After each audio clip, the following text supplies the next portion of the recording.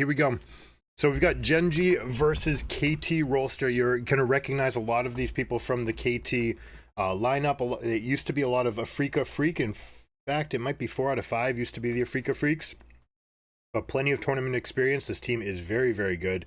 12-1 obviously needs to be pretty good. We know that Faker has been the glue holding together T1 because ever since his injury, they've been dropping like flies. So these two teams have really separated themselves amongst the field. Now they're playing for playoff position, right? They're basically locked into 1 and 2. So they want to get these wins on to try to get it. Oh my gosh. Are we seriously getting this as the game's beginning? Come on, guys. Delicioso. Now we have Tristana being played mid, Jace to counter, Ivern to go. Now the dive advantage is always going to be in favor of Ivern Tristana. This is a really good, strong pairing. You also have Renekton Ivern, which is exceptionally strong. Renekton can lead in, and rather than a Nidalee Spear, you end up with an Ivern Q that will follow up always. Also, the Ivern Q will allow Renekton to guarantee his stun always, so they both help each other. One hand washes the other. This is why this is a premium pairing together when you get Renekton and Ivern. So love the draft so far from Genji for game 1. These guys are going to play a best of 3 series. That is what their season is like. You're going to see those 2 checkbox empty. So they're going to play best of 3 games to determine the winner. Is something I wish that we did in North America. Frankly, don't know why we don't. We also see Alistar Xayah, very nice pairing. Alistar has the highest base stats in the entire game, so expect him to try to take some all-ins early, especially at level 2, once Xayah can follow up with a root. So we're going to get Headbutt Pulverize into QE from Xayah. Should be enough to 100-0 the Aphelios, despite all of the counterpicking from, or the peeling, I should say, from Lulu. We have Ghost, which is going to be really nice late because against double Marksman and Renekton and Ivern, Alistar, right? These are champions that can't really reach you. They can't help. You're fine fighting the 1v1 against the enemy carry, but with the other people in the way, you really just need to make sure that you're spacing yourself from the Ivern, from the Alistar, from the Renekton, and with all those threats, I really like the Ghost pick. Jace. How do I feel about Jace versus Tristana? Specifically with Maokai. What they're really trying to set up is this big front to back where they're going to have a lot of poke war setup where Maokai's going to be setting up saplings all over the place. And then you have Jace with the accelerated shock blasts. And you do have a counter pick with Jax into Renekton. Obviously, you can do counter strike into the stun at any moment. Now, there are a couple tricks you can do as Renekton where you can flash emotes or like, what is it, the dance. On this skin, it might be the dance animation that looks like the stun. We'll see. We'll see if they ever get that. If you can ever get the full L play, but yeah, these guys will have the sound up. They make sure that they carry those sound effects. Now look what the Tristana's doing. By the way, you prep the wave, right? Prep the last hits. You get 1 caster low, 1 medium health, so that you don't get stuck in this situation where all of your hits. This is something a lot of even high level Tristana's get wrong, and it's something that the solo laners have been much better about figuring out. Just making sure that you stagger those last ones. The melees will take care of themselves. You'll kill one, then kill the other. You can do the same trick where you do a medium health, a low health, and a high health, but that way you just don't get into those situations where you're missing HP. All right, here we go. Let's see if we get a right click. Oh, I would have liked to see a right click there from Chovy rather than an attack move. So if you click on them after the Q, you will follow to your attack range. And if you're melee, you'll go like right on top of them. You can just A click and be on the outside. You get a little bit closer with the right click. Maokai going for an invade. But with Jace losing all of his prio, he's not really going to be able to get in anywhere, which is going to force him into this execute. He does end up with some wards getting placed. Now you see, ever since the changes to the sweeping lens, now that the cooldown is longer, the duration is shorter, you see fewer of the junglers making this swap where they put out yellow trinket and swap to red. Instead, they're opting to keep the yellow trinket for longer. This is something you can implement into your games for sure.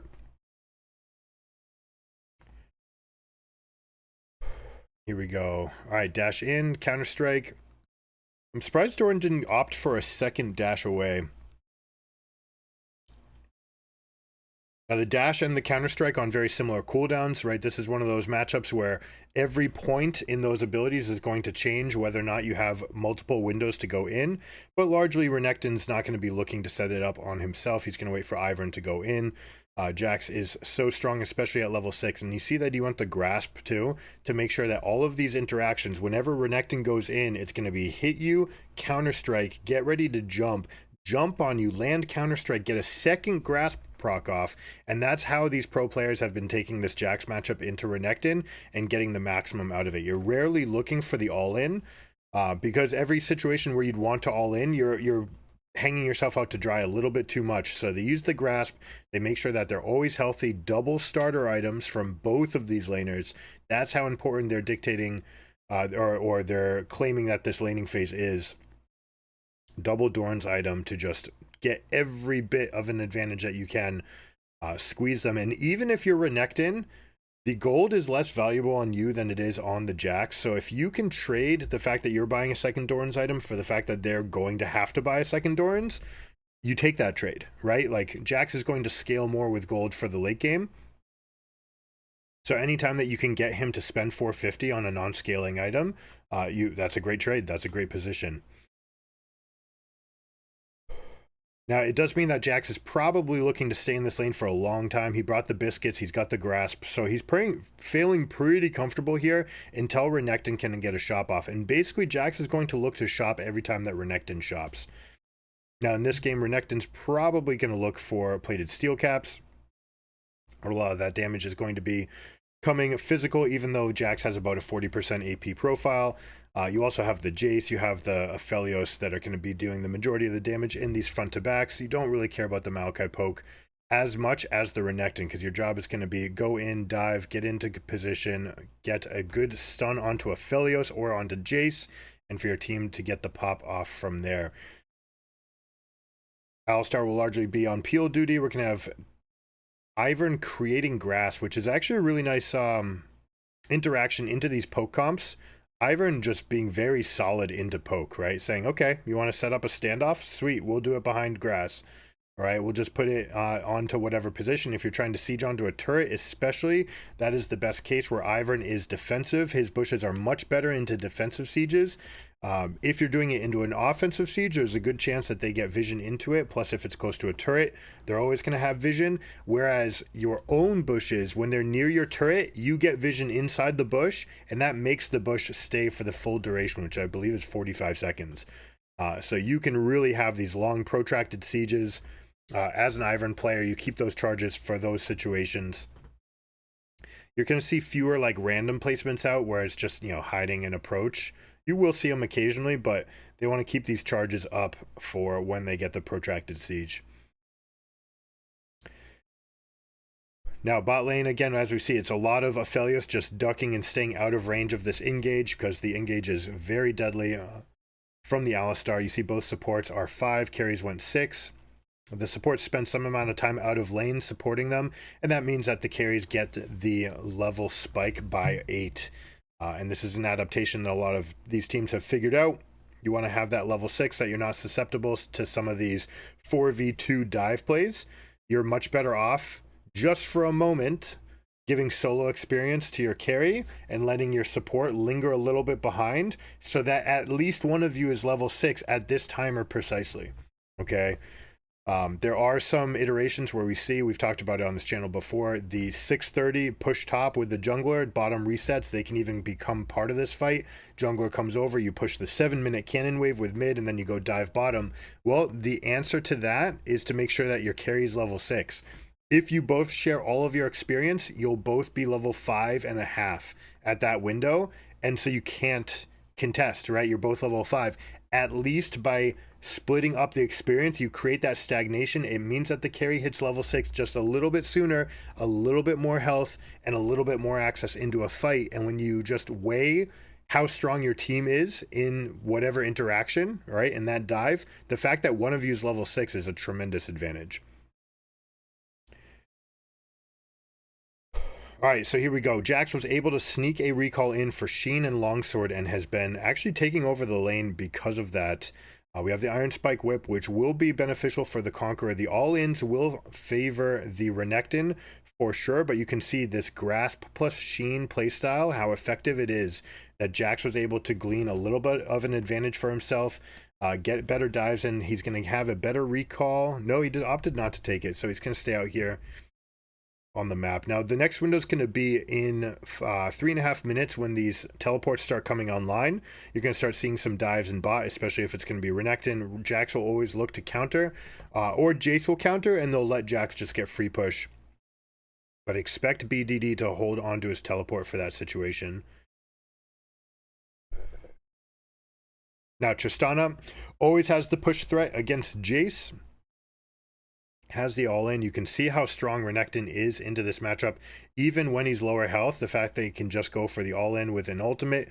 Now he's going to use his ult here as a way to clear the wave. Daisy's going to hide in the bush. Jax has to know what's up, but basically Doran's just using the ultimate as a way to get a better recall off. The problem is that Jax is going to be able to hold a freeze here, and going to get a better half level worth of minions for himself out of it. It looks like he opts not to freeze, instead going for clearing the river vision. He could just take this wave and then go back on himself. But he says, all right, I'm okay with this. 14 seconds behind Renekton is not enough time for Renekton to do serious damage here.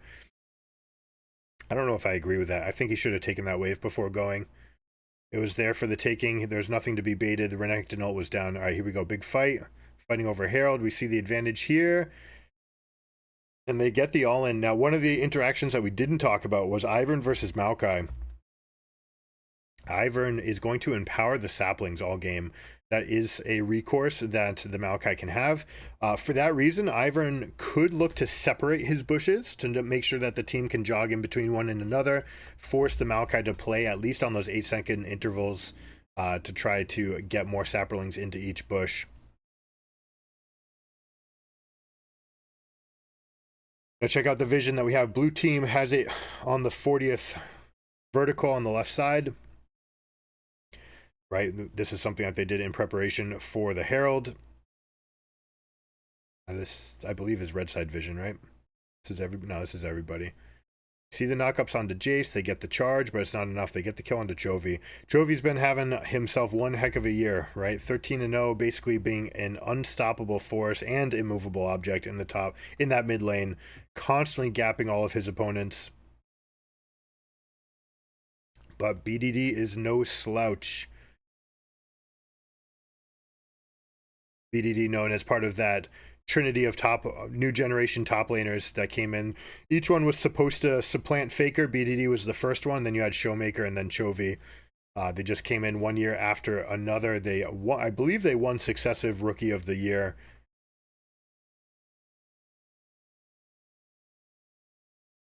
Now this is interesting. Static Shiv on Tristana. So you can use this to exacerbate the wave clear issue. It also means that she really doesn't need to spend any time on waves at all. Generally, this does give out some amount of combat stats.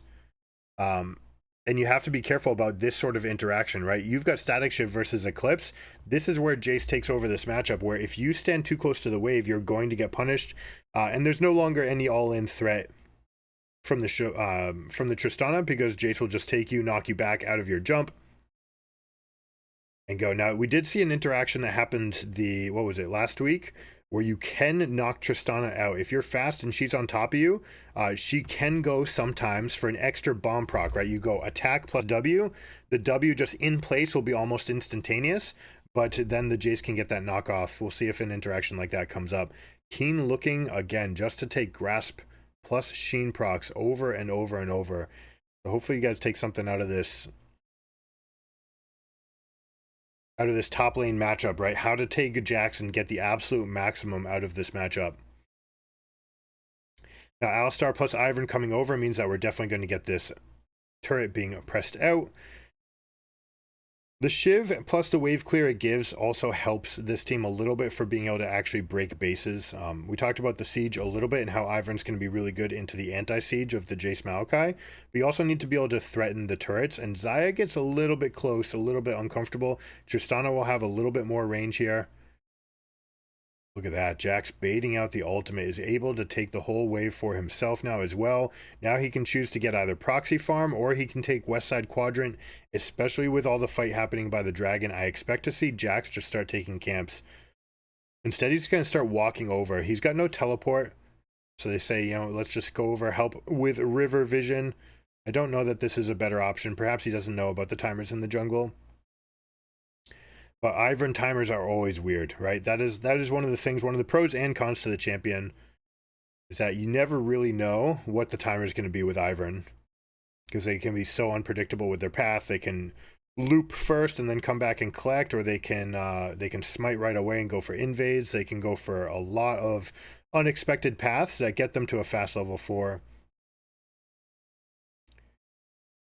All right, Maokai covering their back. I don't like where you put that sapling. They do see this a lot, right? So you used to see a lot of first strike Maokais. You're seeing more and more aftershocks because it allows you to do exactly this. Empower the take, right? When you're going in, all that siege doesn't matter unless you can actually turn it into pressure under the turret. Now Maokai, by going aftershock, basically has a guaranteed amp on getting it. He'll be able to proc it at will. Not just that, but he'll be able to guarantee that he's the one taking aggro under turret. So he's going to get the aftershock, then he'll walk under turret, team will come up and take the turret basically without any contestation. If smite gets used, no. Smite was used on wolves, or it was already targeting. I don't know. It's tough to see which things are actually working in the client. It looks like the green marks are coming up because we see raptors. All right, Alistar diving in, using his strength. Jack's strength as well, using the flash. We're going to go for the full front to back peel here. Xayah is very strong in this situation, but there's not enough strength. They're taking too much damage to start. Good flash by BDD to jump on the other side, but he's still going to get isolated. Now look, let's see if he can reconvene to his team. The front to back has to match. They have to be afraid of this Jax right now. He's going to have counter strike, but no leap strike, so he can't quite get on. Nice little play, flashing under turret to get Cuz to take aggro, but somehow Maokai did not use Aftershock in that entire iteration of the previous part of the fight, which means he does have it. So even though Chovy flashes under turret to get Maokai to take extra damage, it's all for nothing because the Aftershock is too strong. And we're seeing how good this Jax is into Renekton, into this game where you have Lulu to help buff him up. These double marksman comps, right? The ease of execution is always a little bit tougher. They need to be proactive on the sieges. It's going to be tough to get that, though, with Jax being this big. All right, so no, he procced it right there. Wow, how did Aftershock come up in time? I guess it did. The fight did last this long. We see double teleports. Unfortunately, they go to 2 different marks, so the enemy team knows that both teleports are coming in. They start making a plan. They do get the turnaround kill on BDD. C pays. Boom. All right, there we go. Another Aftershock. That really surprises me, honestly. The fact that Xayah was unable to get another route there, very unfortunate. Should have been able to. Tough to keep your cool when everything's barreling down on you, but absolutely could have been in a position to get Maokai rooted under turret. That would have been enough to get the kill. The Aftershock was wearing off. All right, 1-4 with a 1.5k gold lead in favor of KT. They're playing phenomenally. Keen is playing out of his mind. No complaints for aiming in Lehens. BDD taking the aggro when he has it, even though he was down 20 CS. Knowing what his thresholds are. We do see the tier fully stacked up, which means that he's almost definitely going to finish Mirror Mana second. And we'll see if he goes into something like Black Cleaver or if he goes into more lethality for the all-out poke.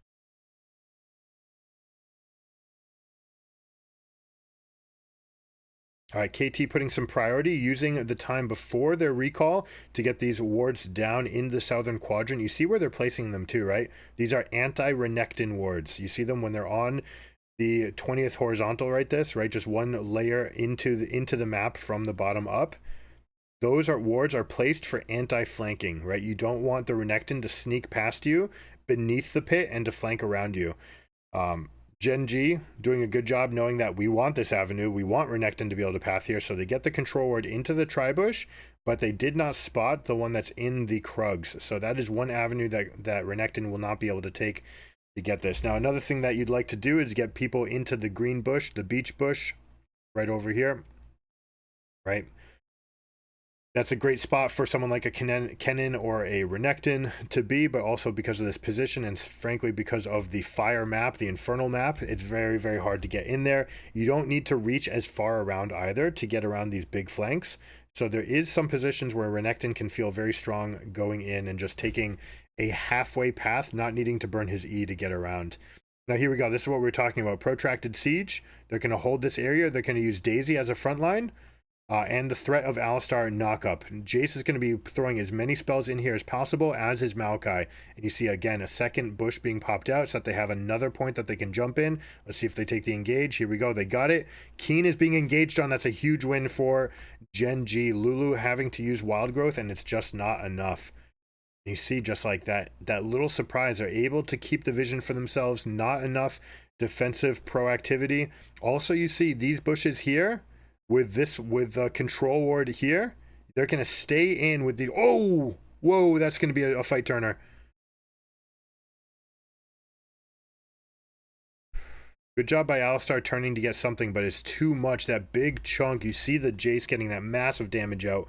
What I was about to say, right, control ward in one bush and then control ward into the constructed bushes, so that you can keep vision in the bushes even if you step out, because again, once you step out, they're going to drop, but if you keep vision, it'll stay up for about 45 seconds. Later on, you can actually connect those bushes so that your red bush will see in and cover everything, is another way to do that. But most times, people are going to opt to make a line away from the pixel bush, right? And you get that gap, then you can be the one to choose whether or not you come in or out. And if the other enemy team is able to get vision in one part of the bush, they're not just automatically getting it everywhere, right? So you see that little gap. So let's see the chunk right here. Jace, I love his position, staying in fog, being a big shock blast, right? It's on to delay, no big deal here. It's the ones on to Peanut and Chovy that matter, right? All right, 4-man, big knockup. Aphelios ult to get everybody halved. This is the power of Aphelios, right? A lot of these other AD carries that have steroids and finishers, they're good in this situation, but Aphelios has front opening damage. Chovy unfortunately dodges, and that's what gets his teammate killed, and they get wiped. Now, you don't expect Chovy to be good at tanking, but when you have Enchanter or double Enchanter on your team, something like Ivern plus Alistar who's got extra heals, it's okay to take those hits when you have the shield, right? You are a de facto champ. And this is something that's always been the knock on Chovy, is that he makes mistakes like these in these big fights. Very hard to get that right. All right, so I don't discredit him for it, but it's something that if we're talking about the coaching point, is if you have a shield, you can become the tank.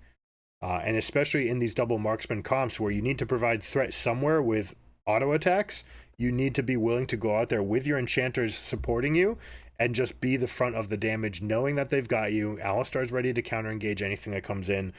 So go up and take the damage the way that a tank would tank up for a turret, for example. Just go in, walk it up, take the shields. These AD carries tend to be really good at it. They know that they've got enchanters that will back them up, and the AD carries tend to be really good in Korea about taking turrets, knowing that they've got exactly enough time to take, let's say, 2 turret shots. They walk in with a shield, they go hit, get a third hit out while the turret's coming out, and then they back out. Anyways, let's get back to the game. We got a teleport coming in here. If Jax was able to get the reset, we do have vision, and again, this is where we're saying defensive vision under the turret. It makes it much harder to capitalize, but here's the upfront damage from Aphelios. Again, the flamethrower ultimate dealing so much damage, and Lulu able to get the EQ onto the backline. That's actually unreal that she was able to get that kill. Good job by Renekton actually peeling the whole team right here. Stepped back. That's a misclick that's going to cost them the rest of this fight. Renekton's instinct was to click backwards, but didn't realize how strong they would be right there. Could have continued to go forward.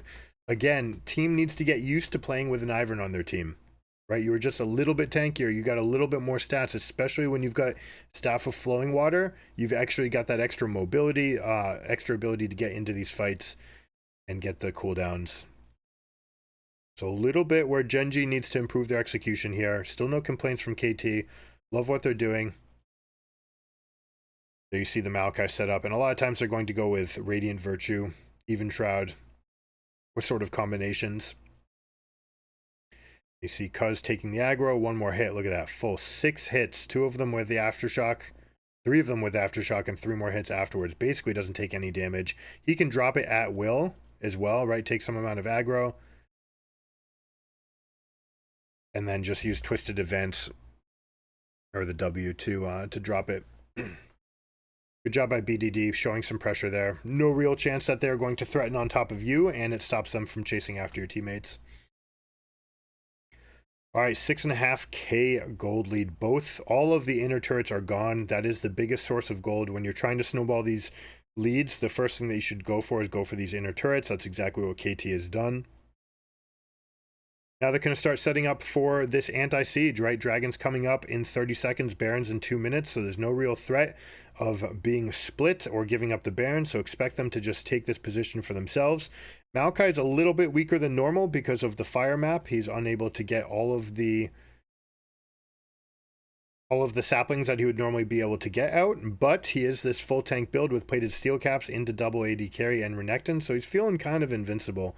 And we see this about these damage types, right? About how these comps are going to scale. If you're Aftershock Maokai with all this armor, what are they ever going to do to you? There we go. Radiant Virtue. They're opting not to take this. They absolutely could have right there. They're saying, you know what? We don't need to. We don't need to coin flip. And this is something that Korea does better than every other region in the world, saying, you know what, we're ahead, we don't need to coin flip the all-in, but saying, hey, let's just back out, we're still winning. If nothing happens, we win. The only thing that we could possibly lose is if we misevaluate and throw away our lead.